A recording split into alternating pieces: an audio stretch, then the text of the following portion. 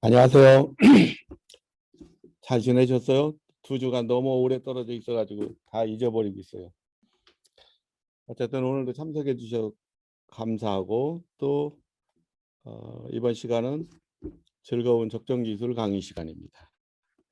가능하면 지루하지 않도록 하려고 노력은 하는데 강의가 1시간이다 보니까 지루 안 할래 안 할 수가 없어요. 요즘 젊은이들은 20분 넘어가면 벌써 하품한대요. 우리 강의할 적에 옛날에 강의할 적에 공무원 교수 생활할 적에 강의할 적에는 사실 이렇게까지 저기 하진 않았어요. 그때는 50분 하고 나서 한 5분만 줄여줘도 너무 좋다고 그랬는데 요즘은 20분 넘으면 뭐랄까 피곤하다는데 이 강의를 1시간씩 해요 지금. 그리고 또 한 가지는 이 강의 자체가 너무 넓은데 이거를 막 이렇게 섞어서 하다 보니까 이 대학에서 개론을 한다고 생각하시고 들으셔야 돼요. 그러니까 이제 가능하면 일반적인 것들을 좀 곁들여서 속성으로 빨리빨리 나가야 되고, 또 한 가지 여러분들한테 죄송한 거는 뒤에 남아있는 것이 30페이지가 남아있어요. 그래서 이거를 어떻게 여러분들한테 소화시켜서 설명을 해줄 수 있는지에 대한 것들은 사실은 약간 고민이거든요. 그러니까 어쨌든 제가 할 수 있는 데까지 최선을 다해서 한번 해보겠습니다.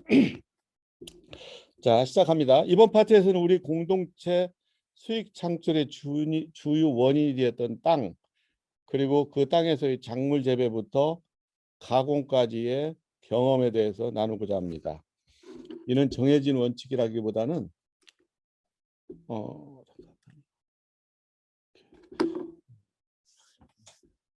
다년간 그 직접 경험한 바를 토대로 쌓아온 일종의 농사하고 그다음에 농업 관련 기본 가이드라고 생각하시면 될 것 같습니다.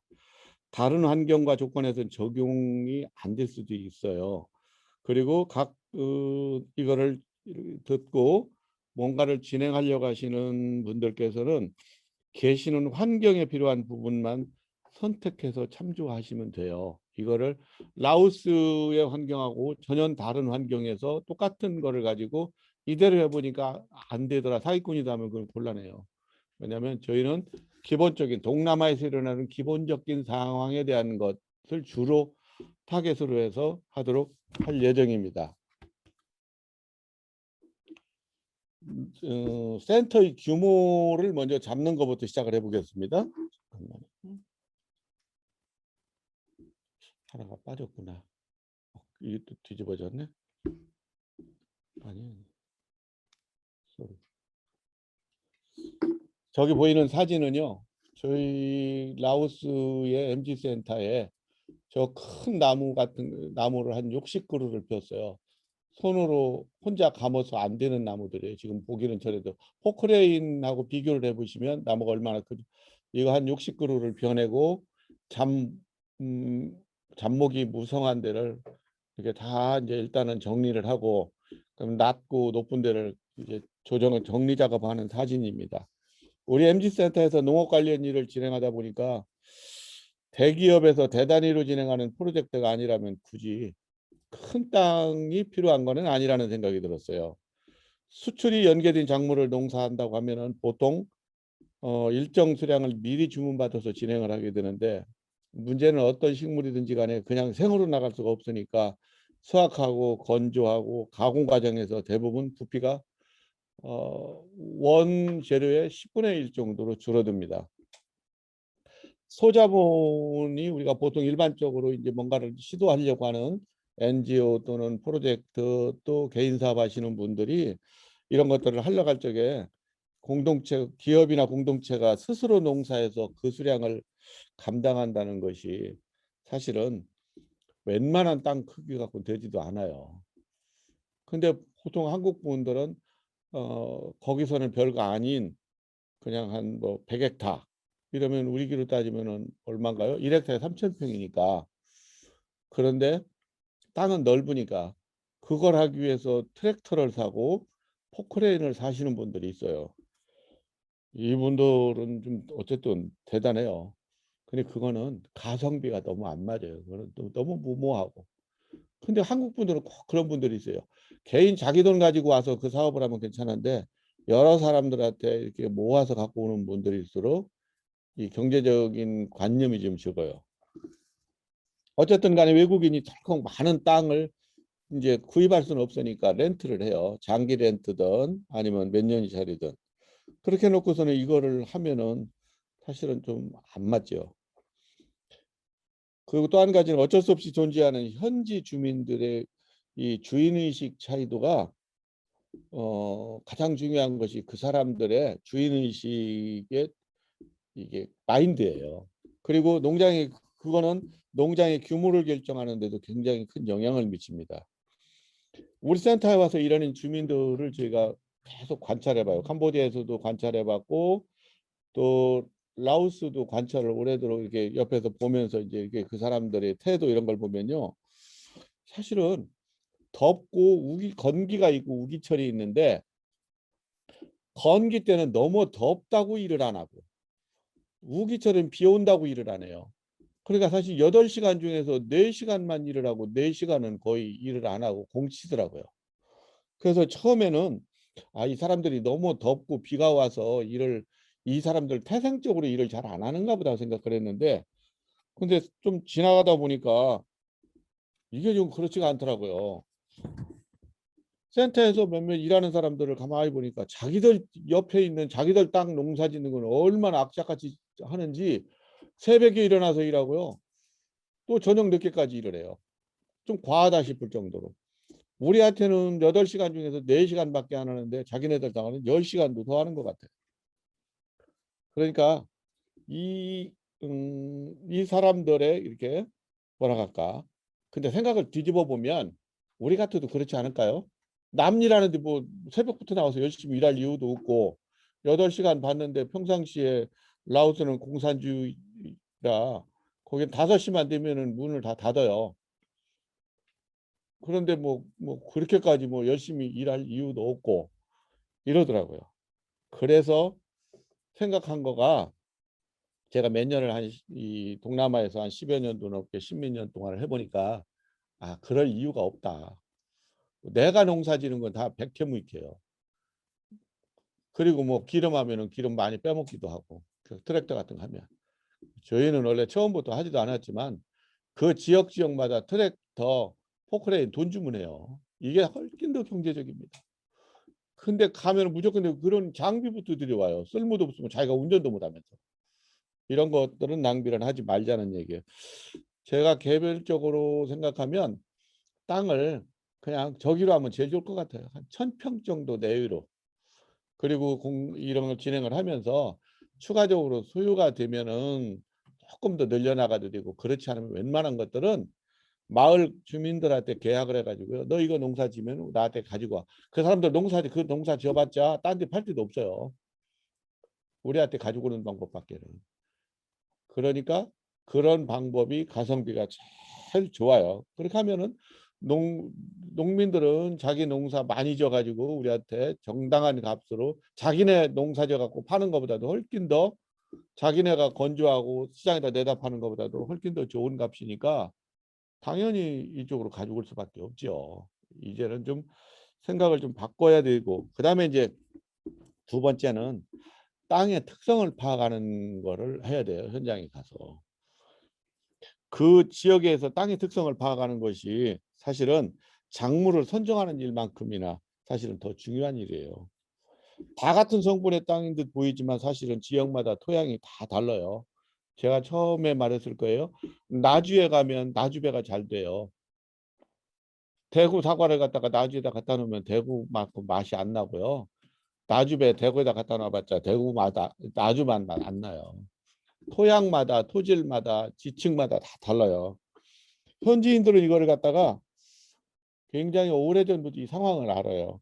근데 이런 것들을 모르고 나서 개인이든 지자체까지 참여한 큰 프로젝트를 하는데 그런 파악을 못 해갖고서는 농사를 아주 망치고 손실 보고 애들 말대로 개망신 당하고 철수하는 사람들 많이 봤어요. 진짜. 정말 유명하게 막 한참 시끄럽기도 했던 데인데 이유가 있었어요. 캄보디아 어느 지역은요. 표층이 있고요. 바로 밑에는 석기층이 있어요. 그러면 그게 아주 저기가 아주 안 좋냐? 그렇진 않아요. 한 40cm만 밑으로 내려가면요. 일반 땅이 또 나와요. 그러니까 현지인들은 그걸 너무 오래 들어가려니까 어떻게 하냐면은 표층에다가는 일반 흙이 있고 비가 오면은 물만 있으면 되니까 벼를 심어요. 그래서 벼를 뽑아 먹어요. 그러니까 수확을 해요. 심고. 근데 우리 같이 옥수수를 심었다면 옥수수가 땅으로 들어가는 땅 깊이가 2, 30cm도 안 되거든요. 그럼 어떻게 되겠어요? 석회층에다가 심어봤자 안 되겠죠. 별짓 다 해도 안 돼요. 근데 우리는 모른다는 거예요. 그러니까 현지인들이 그 오랜 시간 동안 경험하면서 이렇게 했던 것들을 왜 그랬을까를 좀 이게 파악을 해야 돼요.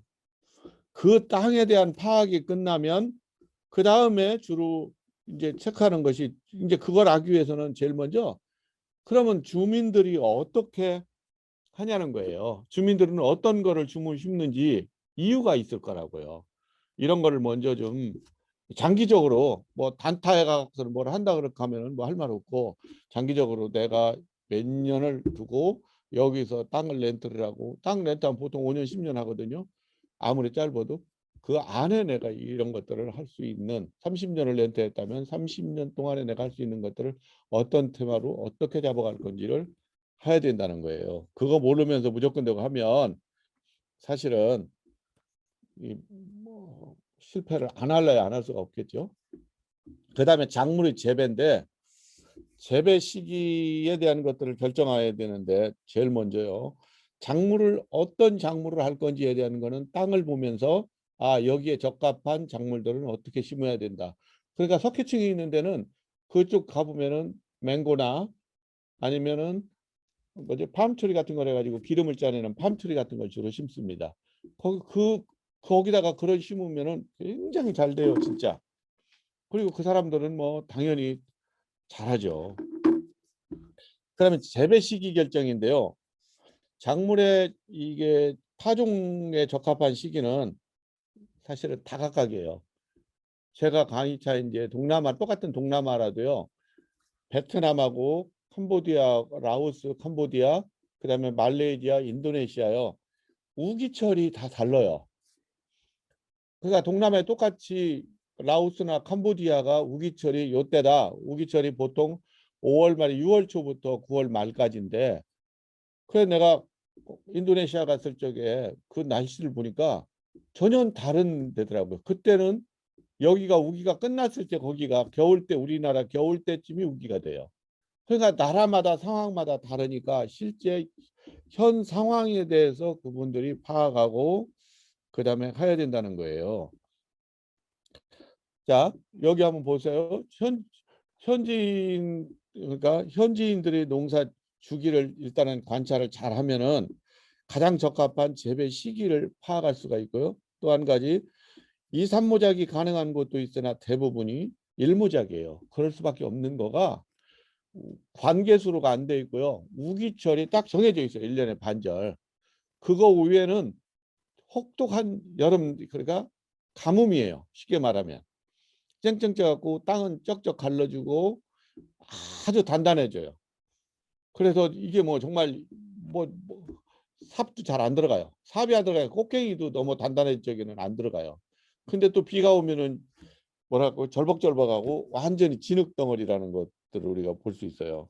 그 다음에 동남아 기준에서 우기 시작 중 우기가 이제 우리가 작물을 심을 적에는 보통 우기가 시작될 때 밭을 갈아요. 비가 한두 번 오면. 그러고 나서 약간씩 이제 조금씩 부슬비 같은 거 조금씩 오다가 그 다음부터 이제 본격적으로 비가 오길 때까지는 한 달 정도가 가는데 그 사이에 이제 사실은 갈아서 뭔가를 만들어내는 작업 이런 것들을 하게 되죠.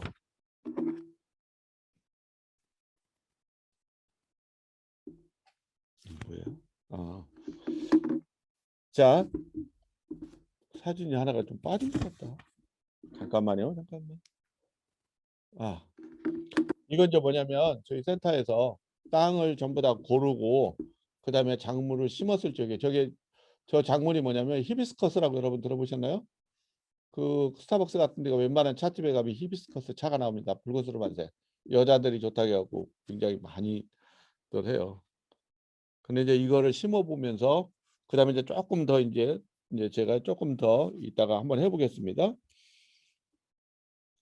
땅의 특성을 파악했고 그에 맞는 작물과 알맞은 재배 시기까지 파악했으면 이제 작물의 본격적인 재발을 위해서 작물이 잘 생장할 수 있는 땅을 일단 만들어 줘야 될 겁니다. 그 만드는 것이 뭐예요? 농업을 그러니까 거름을 주거나 또는 어느 시기 때 밭갈이를 해야 되는지 이런 것들을 해야 되겠죠. 저 농사 무지하게 잘 지는 사람 아니고요. 저 귀하게 자라서 농사 안 져봤어요. 그리고 좋은 자리만 쫓아다녀서 공사하고 뭐 이런 농업 이런 거 잘 모르고요. 그런데 가서 주민들하고 부딪혀 보니까 동남아에서 할 수 있는 것들은 무슨 특별한 것들이 없어요. 그 지역에서 나오는 아주 나라마다의 특색 있는 작물을 어떻게 가공해서 왜냐하면 주민 공동체들이 사는 것들을 우리가 만들어 나가야 되니까 그러다 보니까 그 고민을 하게 되고 생판 농사도 앉아서 무식하면 용감하다고 진짜 무식하게 하나씩 했어요. 그 세월을요. 그 10년간을 제가 했어요. 하다 보니까 요거 하면은 뭐가 필요하고 뭐가 필요하면 거기에 대한 전공사적 인터넷 구글서부터 시작해서 안 오른 게 다 없고 거기서 그 뭐 거기에 관계되는 논문이 있으면 다 훑어보고요. 이 짓을 했어요. 일단 그거는 이제 뒤로 제끼고 땅을 준비를 하면은요. 일단은 비가 살짝 오면 그때 이제 고르기를 해요. 근데 그 고르기를 할 적에 어떤 걸로 하냐? 이거는 비가 오면 일단은 축축해지면서 아주 질떡거리면 이제 이거를 밭갈이를 못 하니까 적당하게 비가 살짝씩 올 때 젖어요. 한 두세 번 하면은 어느 정도 살짝. 그러면 그때 한 1000평 기준을 저 같은 경우는 기준을요. 1000평 미만이면 경운기를 이용했어요. 마을마다 경운기가 많아요. 그 경운기를 이용했고요. 1000평 이상이 됐을 적에는 경운기 갖고는 역부족이에요. 그거는 이제 트랙터 가야 되고요. 그 다음에 작물이 어떤 이렇게 저 히비스커스가 저게 굉장히 연한 것 같아도요. 한 6개월 크잖아요. 그러면 나무로 변해요. 저게 점점 처음에는 이렇게 식물에다가 점점 두꺼워지면서 나중에 가서 딸 때쯤 돼서 가을 때쯤 되면요. 저걸 하려면 그냥 이게 낫이나 이런 걸 못 해요. 톱으로 잘라야 돼. 아주 희한하더라고요. 다년생이기도 하고.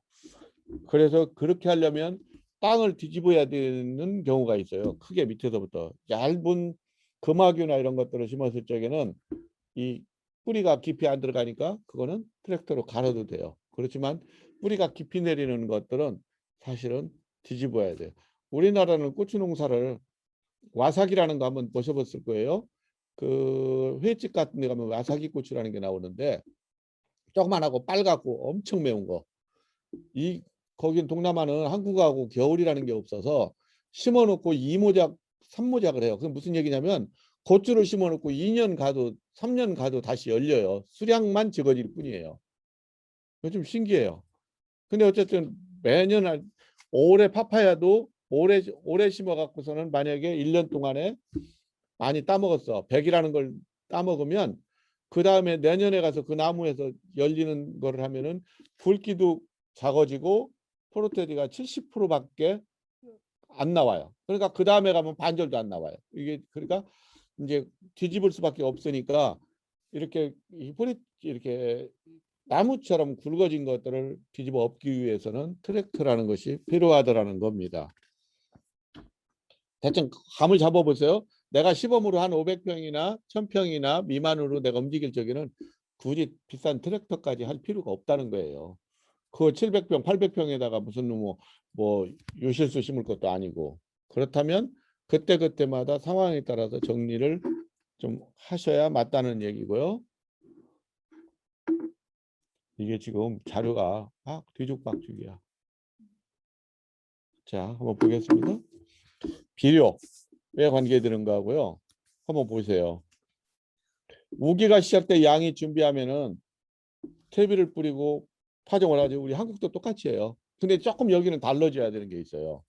동남아는 우기철이 되면은 비가 많이 오고요. 비가 오면 이제 뭐가 되냐면은 이 뭐야 풀이 엄청 많이 나와요. 거름을 그냥 우리처럼 한 500평에다가서는 거름을 쫙 뿌려놓고 이 작으니까 우리처럼 몇백 평이면 상관이 없어요. 멀칭하면 되니까. 근데 거기는 땅이 넓어요. 사실은 전체적으로 다 넓다고 생각하시면 돼요. 그러면 그 넓은 땅에다가 우리가 농사를 지려면 그렇게 거름을 해서는 거름도 끝도 없이 들어가기도 하지만 이 우리가 원하는 식물의 자람보다 주변에 있는 풀의 자람이 더 커요. 그러니까 그것 때문에 스트레스 받아야 되고 사실은 제대로 하지도 못하는 결과가 많이 나오더라고요. 그래서 우리는 어떻게 했냐면요. 저 두 번째 사진 보세요. 구멍이 뽕뽕뽕 뚫려져 있죠. 내가 간격을 정했으면 식물을 몇 센치 간격으로 됐다. 그 뒤에 조금 이따 좀 해볼게요. 나오면 그 사이 거기다가 이렇게 표를 해놓고요. 거기만 한 20cm나 정도를 폭 20cm, 깊이 20cm를 해가지고요. 거기다가만 거름을 줘요. 그렇게 해놓고 그 다음에 뭐 이거 심고서 덮어요. 그래야 밖으로 쓸데없는 거름기가 빠져나가는 것을 방지하는 역할을 하더라고요. 이거 이제 굉장히 오래 하면서 이게 경험한 거예요. 별짓 다 했어요. 저희 뿌려도 보고 뭐 고랑에다만 주고 제가 말하는 거는 실패를 다 10번씩은 해보고 지금 여러분들한테 얘기하는 거예요. 왜냐하면 제가 했던 실패 여러분 가면 100%다 똑같이 해요. 우리가 가지고 있는 고정관념이 그래서 그래요. 한국 거를 그대로 전복시키려 하거든. 그러니까 어렵다는 거죠. 그 다음에 파종이나 어, 저기 식재 간격 같은 거를 한번 볼까요?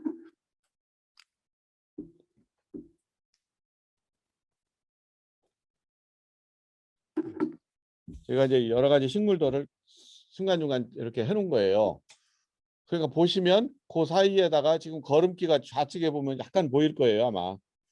그렇게 하고 그 지금 자라는 데만 했어요.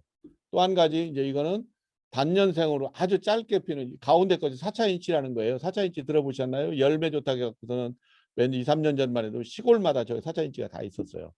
저기다가 이제 올라오면 이제 뭐를 포도나무처럼 발을 세워서 거기다가 따요. 물 주고 그러면 계속 1년 연중 나옵니다. 그 다음에 오른쪽은 금화규라는 거 혹시 들어보셨나요? 꽃이 그렇게 좋다고 해가지고 콜라겐이 어마어마하게 많다고 해갖고요. 여자분들 엄청 좋아하고 금화규로 저 화장품도 만듭니다. 어쨌든 이 파종 관계 내가 실험을 해보니까 이 식물이라는 것이 얼마나 이렇게 우리 인간보다도 더 똑똑하게 나가요. 간격을 10cm 간격으로나 20cm 간격으로 쫙 심으면요. 저게 어떻게 크냐면요. 위로만 커요. 옆으로 안 커요. 왜냐하면 옆에 자기의 뭔가가 있으면요. 그냥 위로만 올라가요. 근데 저거를 20cm에서 1m로 간격을 놔보세요. 어떻게 되냐면 위로는 올라가는 것보다도요. 옆으로만 퍼져요. 정말 신기해요. 잔가지가 위로 올라갈 적에는 잔가지가 잘 안 나와요. 근데 간격을 높이 놓으면 위로 안 나가고 옆으로만 10가지 이상이 막 퍼져요. 근데 그거를 이게 수확을 저거는 이제 우리는 1년 12달 우기철하고 상관없이 물을 줘가면서 테스트를 하니까 1년 동안을 수도 없이 연습을 해봐요. 그러니까 20cm, 50cm, 80cm, 1m 쭉 해봐갖고 나온 물을 계속 주면 이제 우기철하고 똑같이 우리가 해요. 그 샘플 장소를 그냥 한 10m, 10m를 해가지고 쭉 샘플 해가지고 얼만큼 넣었을 때 가장 옆으로 많이 번지고 수확이 많은지에 대한 테스트를 하는 겁니다. 그러니까 계속해서 그걸 한 2, 3년을 하면요. 답이 나와요. 아, 요 토양에서는 얼만큼의 간격을 놓고 맞춰야 되는 것까지도 대충 나오더라고요. 그렇게 해가지고 해보니까 가장 좋게 수확이 많이 나온 것들을 잡게 되는 거죠. 그 다음에 이제 재배 관리에 있어서요. 제일 우리가 실제 농업이라는 거를 해보니까 제일 문제가 뭐냐면 참조해야 될 문제가요. 잡초 그리고 해충이에요. 해충에 대해서 좀 이따 설명해 볼게요. 잡초는 끝도 없이 나와요.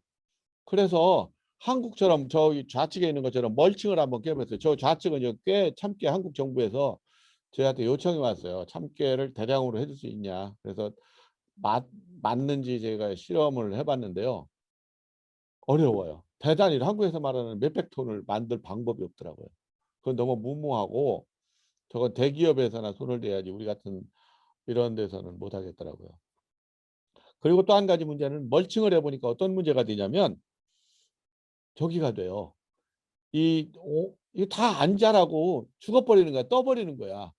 그래서 그게 어쩐 일인가 하고서는 이 멀칭 밑에를 보니까 너무 뜨거워서 온도계를 재보니까 바닥의 온도가 60도가 돼요. 그러니 저게 살 수가 없죠. 숨을 못 쉬어 더워서. 그래서 이제 멀칭을 걷어붙이려고 또 한 가지는 비닐을 집어넣으면 여기 자외선에서 감마선이 많다고 그랬죠. 처음에. 그러다 보니까 한 몇 달만 지나면요. 이 비닐이 바스러져 버려 그냥.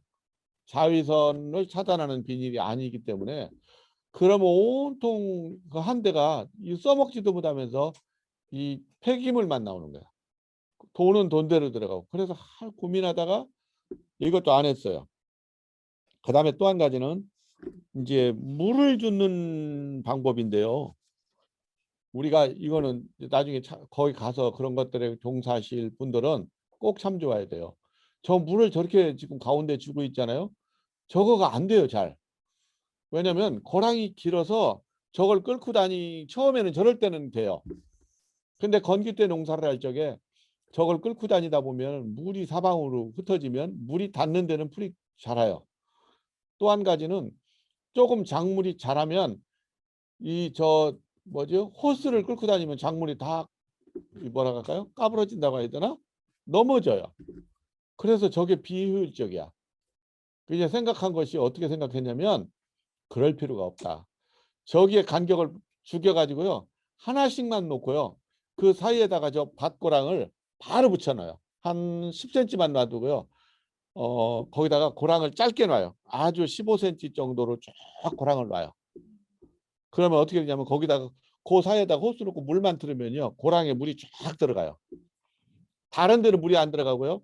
거기만 물이 들어가면서 풀이 그 고랑만 나와요. 그것만 잘라내면 돼요. 그러면 허튼 물이 안 들어가고 그 속 안에는 항상 물이 먹을 만큼 먹으면 그다음부터는 더는 안 들어가거든요.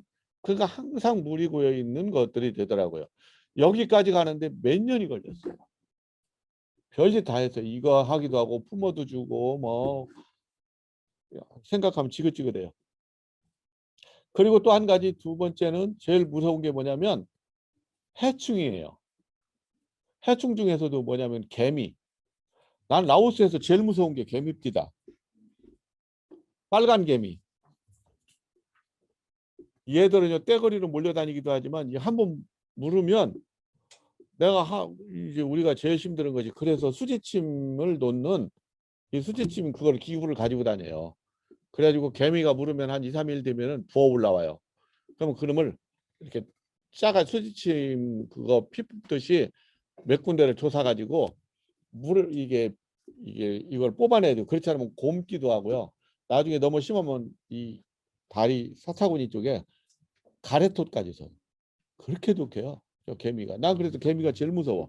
그리고 이게 개미가 또 뭐가 무섭냐면 저기까지예요. 그냥 뭐죠? 이 몰려다니면서 식물을 심어놓으면 씨앗도 다 먹어버리기도 하지만 또 한 가지는 저기까지예요. 뭐야? 그 순이 올라오면요. 순을 다 마디를 잘라 먹어버려. 그래서 이게 참 어렵습니다. 그리고 개미는 그래서 어떻게 하냐면 저거 작물을 심을 적에요. 아예 가루약이 있어요. 그 개미약을 담궜다가 그리고 심어요. 개미가 달라들지를 못하도록. 그 다음에 중간중간에 이제 밭을 돌아다니면서 개미집이 있으면 거기다가 이렇게 약을 주면 그 먹고서는 삼족이 멸하는 약이 있어요. 또 거기서는 또 그래서 아주 몰살을 시켜요. 그래도 끝도 없이 나와. 하여간 우리가 사는 농사짓거나 우리가 사는 지역 위에는 사람이 살고 밑에는 다 개미가 사는 것 같아. 끝도 없이 많아. 아 대단해요. 자 그다음에 이제 그게 어느 정도 들어가면 그 다음 단계가 있는데 뒤집어주고 퇴비주고 EM을 이용해서 퇴비를 만드는 사실은 구체적인 몇 프로 넣고 어떤 재료를 어떻게 섞고 얼마가 있어야 되고 하는 것들이 쭉 나오는데 그것들은 책자에만 일단은 기록을 하고 지금은 그 설명을 하려면 한 파트만 이거를 발효시키는 거 원액을 갖다가 발효시키는 것만 해도 제가 제대로 발효되는 거 그다음에 그놈을 가지고 퇴비를 만들고 이것만 해도 1시간 내내 해도 모질라요. 그래서 그런 것들은 EM으로 이렇게 하는 것이 있다 이런 것만 알아두시면 됩니다. 자 그다음에 이제 다 만들어졌으면 수확을 해야 돼요. 여기서 저희가 수학하는 거에 대한 것들을 재미있는 것들을 좀 가르쳐 드리겠습니다. 수학은 저기마다 다 틀려요. 뭐냐? 다 작물마다 제각기예요. 그리고 영역이 달라. 그러니까 어떤 거를 수학을 할 적에 이렇게 하라는 이게 없어요. 로젤라를 하거나, 그러니까 로젤라가 히비스커스인데 하거나, 또는 과일을 하거나, 또는 다른 거 여러 것들을 할 때 이게 이제 모링가도 하기도 하는데, 모링가를 할 적에는 사실은 이제 나중에 이 건조 부분에 대해서 저희가 따로 있다가 나중에 이제 하나씩 나올 겁니다. 오늘은 그냥 개론으로 이런저런 다양한 것들이 있다는 소개 정도로만 제가 할 수밖에 없다는 거 여러분 양해해 주시고요. 이렇게 해도 이렇게 처갓집 벌초하듯이 듬성듬성 나가도 빡빡해요. 자, 그 다음에 수학에 관계된 거 어쨌든 했다겠죠. 그래서 히비스커스 수학하는 거를 가지고 여러분들하고 한번 나눠보도록 하겠습니다. 자, 히비스커스는 큰 거는 2m까지 커요. 폭이 양옆으로 한 2m씩 가운데 중심으로 해서 1m씩이 커져요. 그러니까 대략적으로 간격이 나오겠죠. 히비스커스의 양쪽으로 높는 간격 보통 한 80cm, 80cm를 간격을 띱니다. 전후좌우. 그런데 일을 시켜보면 오늘이 끝나는 게 아니고 내일 또 나오고 또 나오고 한 달간이 계속 나와요. 많게는 물만 주면 2달간이 나와요. 근데 이거를 누가 알아주는 것도 아니고 끝없이 내가 끝도 없는 일을 하는데 어떻게 할 거예요? 그러니까 그거는 좀 다른 문제야 또. 그러니까 이 사람들하고의 관계에서 수학에 대한 인건비를 지불하거나 이럴 적에 여러분 웃기라는 거 한번 들어보셨나요? 공사를 할 적에나 어떤 일을 할 적에 맡기는 게 있어요. 어느 부분은 네가 얼마에 할 수 있냐? 이렇게 하는 거. 제가 처음에 일을 하면서 못 모르고요. 라오스가 캄보디아에서 그렇고요. 전부 다 내가 직영을 해서 사람 불러놓고서 아침부터 저녁 때까지 간섭 봐야 되고 너무 힘들었어요. 근데 어느 날인가 우리 매니저 하시는 아주머니가 와서 그 사람은 이제 태국에 들어가서 돈 벌고 오고 건축 일을 했던 분이에요. 근데 이분이 그러더라고요. 아, 그렇게 하지 마시고요. 이걸 맡기면 어때요? 그러더라고. 그러더니 자기네는 다 그렇게 한다는 거야. 집을 질 적에 벽돌을 쌓는다 그러면 가로 세로 1m 해가지고 얼마 단가가 있어요. 1m 1m에 얼마. 미장하는 것도 그렇고요. 타일도 1m 1m고 지붕도 다 그럽니다. 그렇게 맡겨놓고 중간에 가서 한 번만 되는지 안 되는지 가서 잘못되면 부시면 되고 책임지라 가면 돼요. 그러니까 너무 쉬운 거야. 일도 나는 너무 깜짝 놀랐어. 벽돌 쌓고 이럴 적에 조적이라고 하는데 아침에 8시부터 시작하는데 8시나 나와가지고 어영부영하다가 8시 반에 시작해요. 점심시간이 2시간이야. 조금 일찍 끝나고 늦게 시작하니까. 그리고 양쪽으로 하여간 이리 빼먹고 저리 뺏는 시간이 8시간 중에서 2시간을 빼먹고 일을 하는 거야. 그리고 하면서도 잡담하면서 하고 있고. 그런데 이걸 일을 딱 맡기고 나니까요. 아침 6시부터 와. 덥기 전에 일을 빨리 치른다고. 저녁에 조금 잠깐 하다가 저녁에 또 해 떨어질 때까지 불 좀 켜달라고 그래. 이게 이제 그게 사람의 이렇게 아까 얘기했던 것이 심리인데 근데 이거를 기준을 우리가 농사를 어떻게 잡지를 못하잖아요. 그래서 히비스커스를 어떻게 했냐면 생각하다가 이제 여러 가지 시행착오를 겪으면서 이제 생각하는 것이 여러분 많이 도움돼요. 이거는 이 산출하는 것들은 나중에 실제 가서 적용을 해보면 이제 제가 우리 직원들 중에서 손놀림이 빠른 사람이 있고 손놀림이 느린 사람이 있어요. 그러면 이게 빠른 사람, 늦은 사람, 중간 사람 우리가 겪어보면 알거든요. 그러면 그 세 사람을 차출을 해가지고요. 아침부터 딱 2시 그러니까 아침에 오전에 이렇게 2시간, 오후에 2시간을 나눠봐요. 그러면 2시간 10분 가운데 10분 쉬고 10분 쉬고 50분씩이라니까 보통 그렇게 해봐요. 그렇게 해놓고 딱 일을 시켜보면요. 어떤 사람은 많이 따고 어떤 사람은 늦게 따요. 직원들이니까 이제 보는 앞에서 따니까 이렇게 이제 하니까 그러면 그놈을 가지고 와요. 산출하는 방법 한번 보십시다. 이거는 진짜 꼭 알았으면 좋겠어요. 상주 직원이 3명이라고 해봐요. 그러면 2시간 동안 10분 쉬긴 다음에 수확량을 합산해요. 전부 다. 갖고 온 사람들은 중간중간 따와야 되니까 따니까 그놈을 누군가가 날라 갖고 와요. 그 사람들은 열심히 50분씩 따요. 따고서 모아놔. 그럼 그놈 가지고요. 총 수량이 나올 거 아니에요. 100이든지 얼마가. 그러면 그놈을 가지고 세 사람이니까 3으로 나눠요. 이해되시나요? 그렇게 하고 나서 다시 2시간 동안 한 거니까 2로 또 나눠요. 그럼 어떻게 돼요? 한 사람이 1시간에 평균 얼마가 수확됐는지에 대한 숫자가 나와요. 그렇죠. 가만히 생각해 보세요. 저거를 이렇게 보시면서 그 다음에 밑으로 가서 1시간당 평균 수확량에 그게 1시간 평균 임금을 적용해요. 무슨 얘기냐면 우리가 8시간이잖아요. 8시간인데 1시간 동안에 얼마 같다는 8시간을 나눠요. 8만 깁이라고 하면은 1시간에 결국은 1만 깁이라는 얘기야. 라오스 돈으로. 그럼 1시간에 몇 킬로가 나왔죠. 만약에 얼마가 나왔다면 그게 평균이 10킬로가 나왔다면 10킬로가 만 깁인 거야. 그러니까 거기다가 곱하기 10,000깁씩만 계산해 주면 자기가 100킬로를 갖고 올 수도 있고 200킬로를 갖고 올 수 있어. 손 빠른 사람은 더 많이 따는 거고 또 손이 늦고 게으른 사람들은 적겠다. 어떤 사람은 일당이 8만 원인 그냥 편의적으로 8만 원이라고 할게요. 8만 원인데 어떤 사람은 12만 원, 13만 원 가져가고 어떤 사람은 6만 원, 7만 원 가져갈 수도 있어요. 그런데 이렇게 하면 누구도 불만을 제기하지 않아요. 왜냐면 내가 적게 땄으니까 많이 딴 사람은 내가 열심히 땄으니까 딴 만큼의 가져가는 것들이니까 이런 원칙을 모든 작물에 그래요. 제가 봤을 적에 실제 수확을 가지는 과정, 맹고를 따거나 또는 다른 일들을 할 적에도요. 이런 적용을 철저하게 적용을 해야 얘기가 돼요. 한날 좋은 게 좋다고 적당하게 하면 돈 잃고 바보 돼요. 이해되시죠?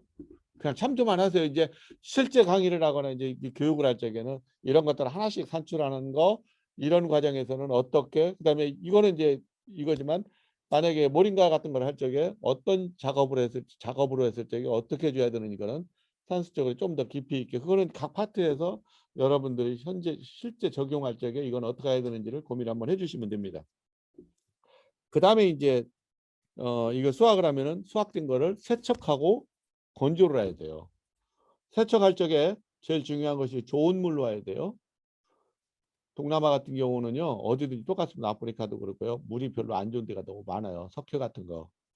그래서 그거를 해결하려고 보니까 석유 많은 데서 석유를 적게 하는 방법을 하려고 보니까 정수시키는 것들을 우리가 할 수밖에 없게 되더라고요.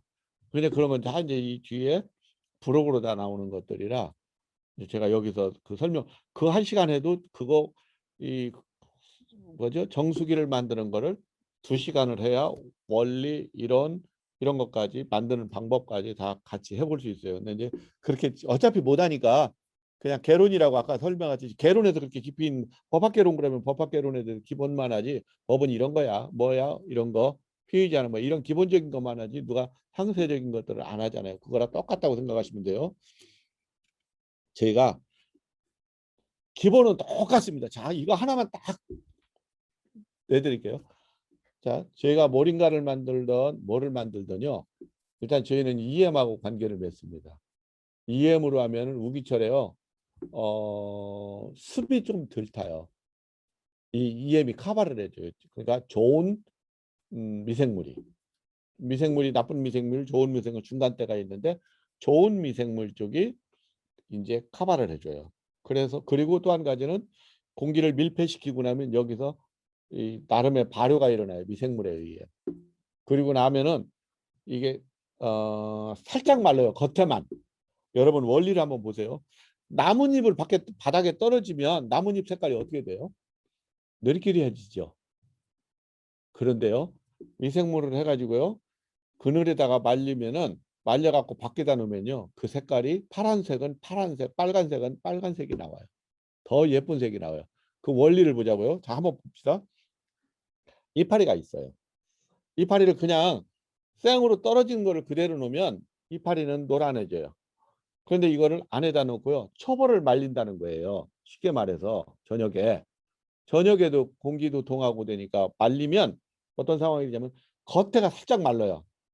아주 깊이 말리는 게 아니라 겉에가 빨래도 저녁에 그냥 걸어 놓으면 겉에가 말리듯이 이런 건조물도 똑같습니다. 그래서 놓고요. 그놈을 가지고 어떻게 하냐면 낮에 때 햇빛을 그걸 놓고 해놓고 나면 모링가 같은 경우 문을 아침에 열어놓고 나면 거기서 형용할 수 없는 향기로운 냄새가 나요. 그거를 밖에다 내놔요. 그러면 보세요. 햇빛이 내리쳐요. 그냥 물이 있을 적에는 물 겉에 표면을 햇빛에 의해서 노랗게 퇴색이 되지만 이미 겉에는 파란색이든 빨간색이든 노란색이든 이미 말라져 있어요. 살짝. 그러면 그 속 안에서 수분이 증가되면서 속 안에 내부에 있는 파란색, 빨간색, 노란색이 위로 다시 올라와요. 그러면 살짝 초벌이 말려 있는 데다가 탈색되지 않은 상태에서 진한 물들이 위로 올라오면 그 건조물이 원색으로 진하게 예쁘게 나오더라는 거예요.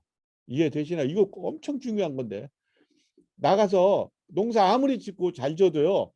건조나 보관을 잘못하면요. 그건 아무 의미가 없어요. 그거는 정말 이 똥값이야. 이런 것들은 그냥 참조만 하시고 그러면서 여러분들이 실제 적용을 한번 해주시면 됩니다.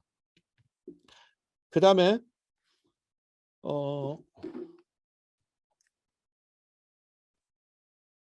이게 막 그냥 내 의지하고 상관없이 두 칸씩 넘어가네요.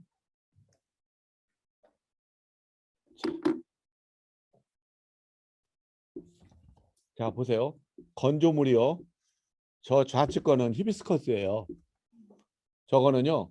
알이 두꺼워요. 그러면 물 빠짐을 놓고요.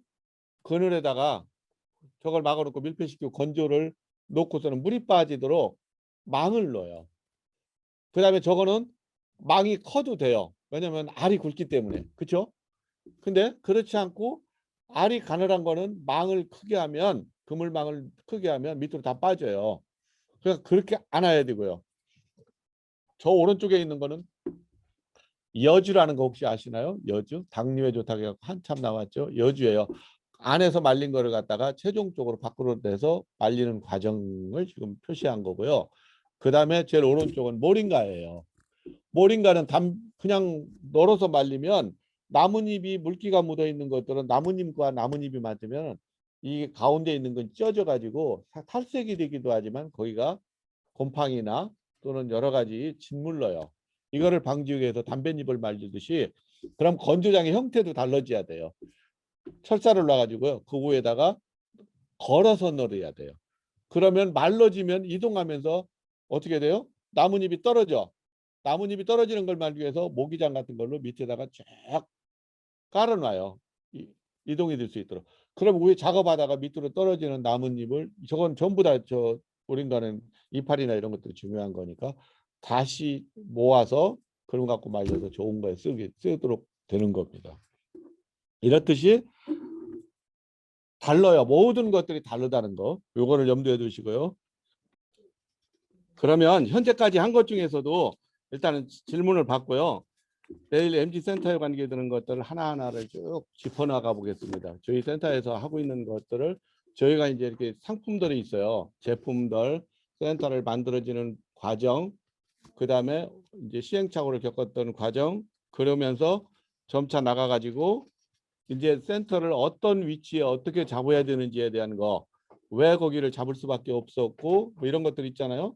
그게 이제 실제 여기 있는 활동가들이 해외에 나가서 움직이거나 아니면 동남아에서 여기 한국에서도 내가 뭔가를 이루고 있을 적에 이걸 잡는 하나의 이렇게 사례를 이렇게 될 수가 있어요. 어떤 물류에서는 어떤 위치를 차지해야 되고 또 물이 어떻게 있어야 되고 이런 것들이 있죠. 그 다음에 이제 쭉 들어가면 그 다음에 수익 사례를 어떤 식으로 저희가 비누, 차, 그 다음에 소금을 어떻게 베스 마을로 만들기 위한 이 프로세스를 왜 하면서 이거를 어떻게 해서 개발되게 되고 어떻게 연계가 되는지에 대한 것들을 쫙 설명을 드려야 되고요.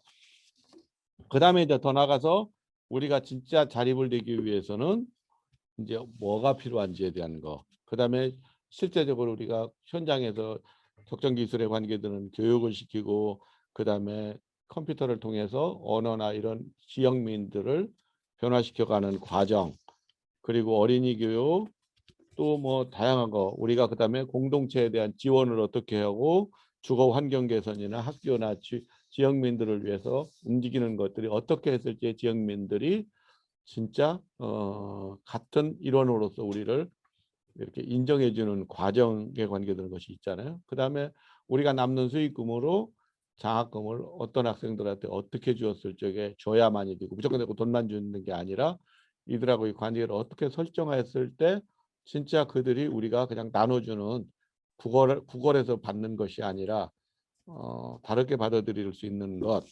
그다음에 이제 이런 걸 통해서 우리가 정수나 이런 시스템을 가르쳐주고 설치해주고 만들어지가는 과정, 그리고 공동체와 더불어 사는 삶이 어떤 건지에 대한 거, 이런 것들을 한번 쭉 나누도록 그렇게 한번 계획을 내일 나누도록 그렇게 한번 해보겠습니다. 하는 거 강의가 너무 길어지면 여러분도 지루해요. 나는 뭐 괜찮은데 원래 강의하는 사람 안 지루해. 근데 여러분들이 지루하면 피곤하니까 그렇게 하지 마시고, 자 질문 한번 시작하자고요.